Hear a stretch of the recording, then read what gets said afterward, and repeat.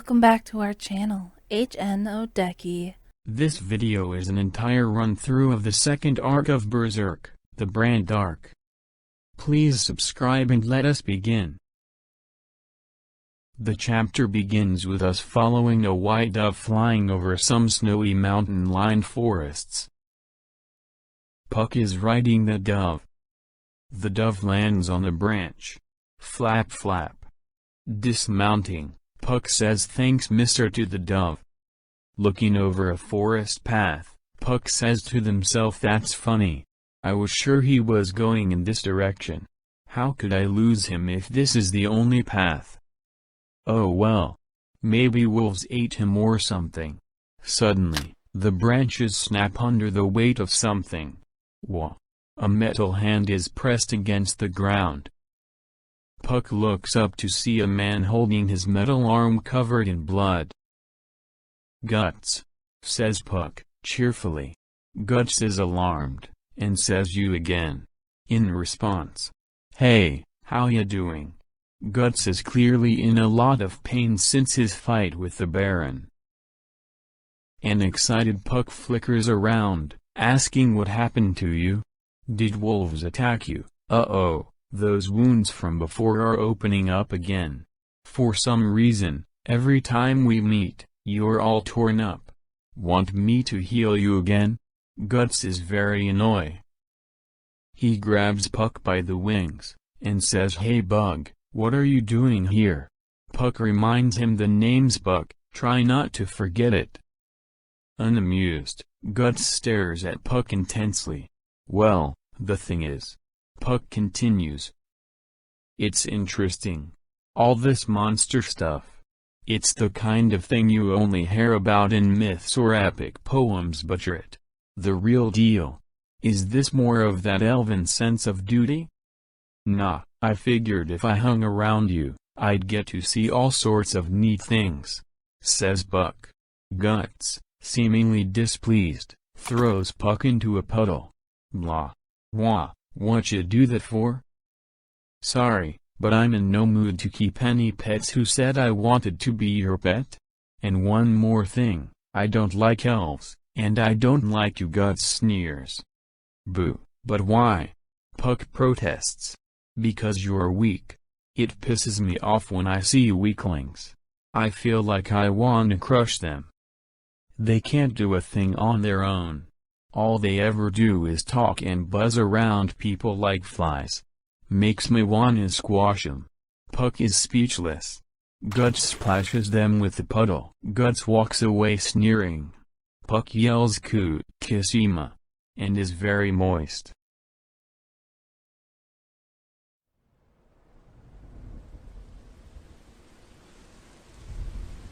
We cut to some time later, as lightning rips across the sky and rain begins to fall. It pours and patters over the cloak of Guts, the black swordsman. Faint galloping is heard. It gets closer, until a white old man and his horse-drawn carriage pull up beside Guts. Need a ride? The rain's pretty heavy. Nope. Leave me be. He confidently and pluckily strides. It's no trouble. There's more than enough room for another person in here. The old man persists. Sorry, I'm no good with priests. Guts counter insists. Haha. It's better than catching a cold though, yes.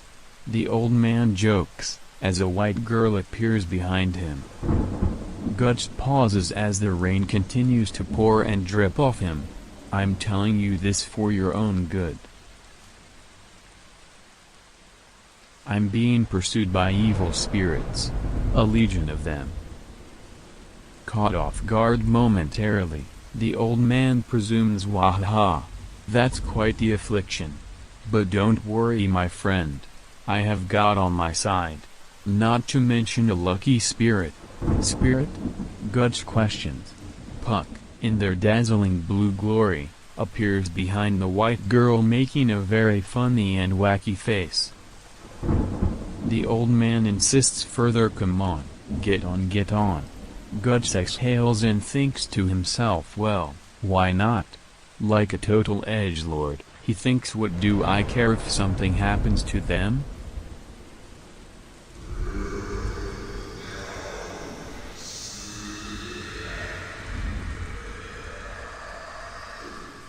As he gets on, glowing eyes appear from the trees. "Ow!" he says, as the brand stings him. The carriage continues.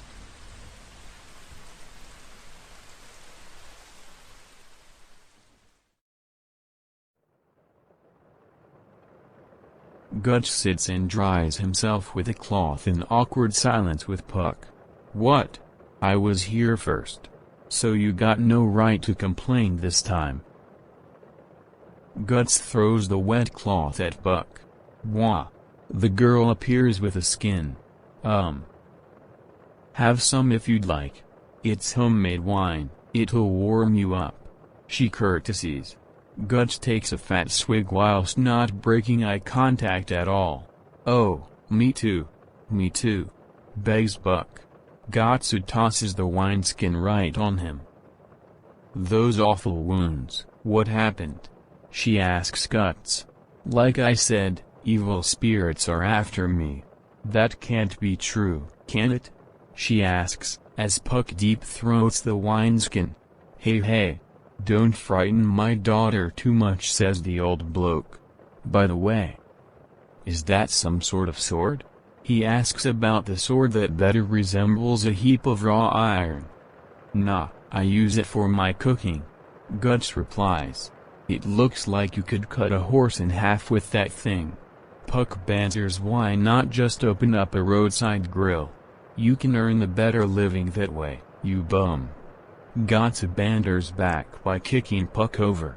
The old man continues, "By the looks of it, you appear to be a mercenary.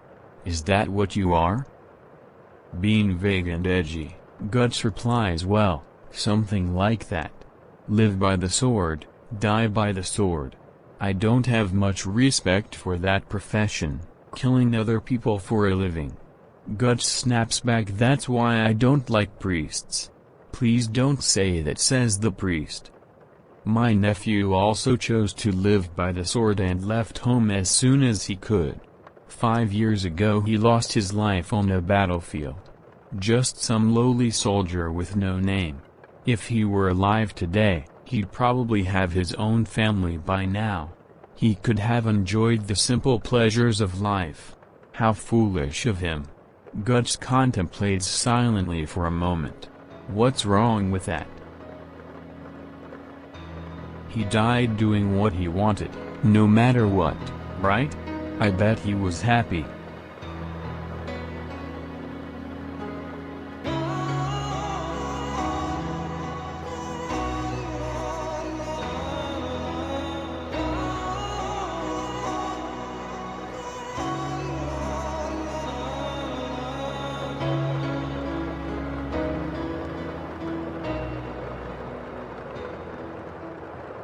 A moment later, he continues. "Of course, once you die, that's it," almost indignant of fate that befalls him. "Nothing comes after that, nothing at all," he insists. "Well, I'm gonna try to get a little sleep now." As he begins to doze off, the girl pulls a blanket over him. Flustered, she stammers out, "You could catch a cold." He brings it up to him to get cozy. She seems happy, and smiles warmly at Puck. Puck can't help but smile back. As Guts drifts off, water drips through the carriage roof onto the floor, and splashes back up, looking at him.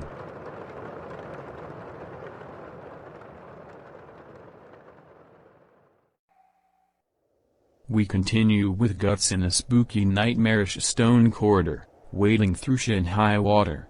It is ominous, and he is naked. He is watched from above by a big spooky eye. He stops to catch his breath. He looks above, ahead, and behind him, seeing nothing but the unending corridor. Suddenly, his brand stings him and bleeds. He begins moving again, out of breath and struggling. A voice echoes, "You cannot run from us." Guts yells in pain, as he has been skewered through the foot by spikes in the water. As he collapses back in pain, trying to remove the spike from his foot, he notices something approaching him and tries to free his foot faster. He struggles to free himself as the misshapen creature from the earlier chapter comes closer. See our video Puck and the Secret Past for more information, link in the description. As the creature nears, the voice echoes again, "You cannot run." The misshapen creature is suddenly upon him. Guts yells in fear and wakes up, stabbing a tentacle creature that was on his face. The gross tentacle creature dies in his hands, and he tosses it onto the barrel top where Puck is sleeping. Puck wakes up and sees the gross dead tentacle creature right next to him, causing him to scream and ricochet around the carriage. "Whack! Hey! Hey! What happened?" asks the girl to Puck, who is still in shock. She sees the nasty tentacle creature on the barrel, and screams as well. The priest character comes to see what it is, and asks what is that thing? Guts gets up. It's an incubus. They're evil spirits that give people nightmares and feed off their fear. Because of this thing summons them, explains Gatsu. The brand does? Puck asks again. Suddenly Guts feels a sting on his neck and his brand is bleeding again. He immediately jumps outside the carriage. Puck is concerned. What the? Stay inside. Guts explains, incubi are born of the mixed blood and sexual fluids of those who died filled with hatred and malice, which means that somewhere around here, there must be some corpses of bandits or the like who died violently. Corpses that the demons will possess and use to attack. The horses immediately become angsty and restless. The priest guy is alarmed. Whoa! Whoa! The girl runs to calm the horses. Guts yells, "Stupid girl! Don't get out of the carriage!" And before she can protest, we see she has been impaled from below. Guts, Puck, and the priest are shocked. Colette. The priest yells out in pain. An army of skeletons rises from the grounds around them, covered in moss and soil, and armed. Puck and the priest are looking around at the fog-cloaked army around them, all of them staring with glowing eyes. Looks like this must have been some old battlefield, Guts communicates, as he looks over with his one eye to the body of Colette as she bleeds out. Guts can't stay distracted as two skeletons attack him. He throws daggers at them, but this only stuns them. Puck protests, "It's no use. You can't kill something that's already dead. We better get out of here. If you wanna go, go by yourself. But why? It's pointless. There's too many, you're gonna get killed." Guts smirks. It comes with the territory. Puck watches as Guts stares down the skeletons and grabs his sword. He decimates 4 of them with one swing. He continues, reaping his way through the bodies of the undead. He halts momentarily in pain, looking around at the army around him. Pieces of the dismembered corpses are still trying to grab him. They lunge at him, and he strikes them down swing after swing. He destroys them as they all close in on him. Alone in a forest, it's just him and the skeletons all trying to kill him. Puck watches from the carriage. Wow! It doesn't matter if his opponents are living or dead. But before Puck can finish their thought, the carriage lurches forward. "What happened, old man?" asks Puck. They see something horrific. We cut back to Guts. "Uwaak! Guts!" Puck screams. "Shut up. Can't you see I'm Biss?" He is halted by the sight of blood dripping from the head of the old man. The priest's head was wielded by the body of Colette, now possessed. Guts stares in horror, the skeletons seemingly standing by. Colette's body drops the head and gets out of the carriage. It slowly approaches Guts with a sword. Guts is frozen by the memory of the sweet young girl she was. Puck notices Guts' paralysis. Guts? Guts. The corpse of Colette stabs the undefended Guts. He's taken aback as the sword draws blood. Guts cleaves the corpse of Colette in twain. The skeletons cry out and moan in unison. Puck cries as Guts notices Colette's blood on his face. A skeleton tries to attack him. Guts cuts the skeleton in two, and then begins to throw up. He vomits through his hand. "Watch out!" Puck cries, and Guts parries another blow. Guts continues to vomit through parrying and decimating the assaulting skeletons. He finishes vomiting and then stands back up again, trembling as he grips his sword tighter. He lets out a war cry. He fights on.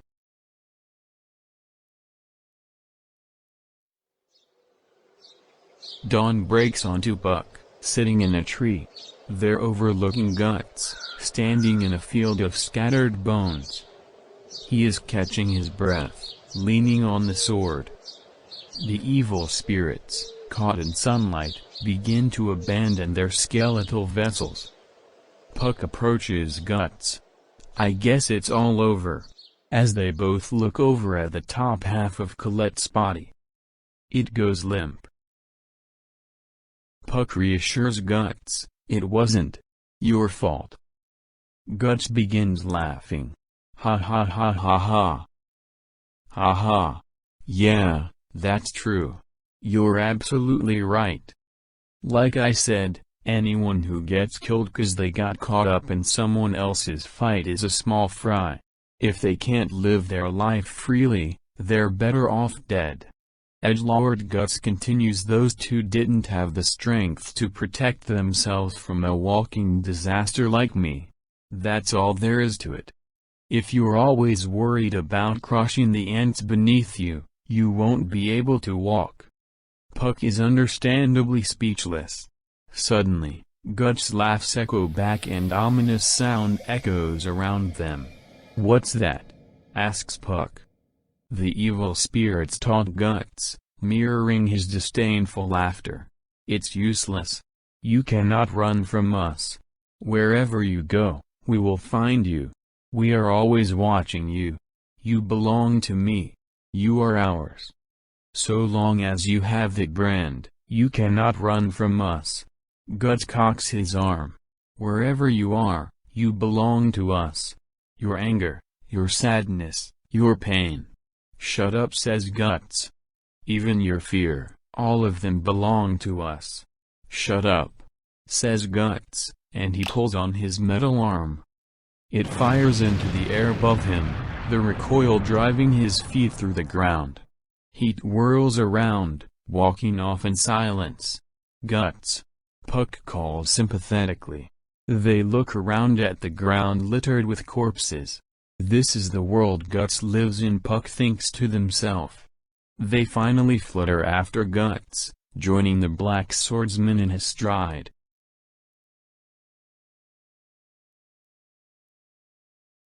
What do you think of this arc?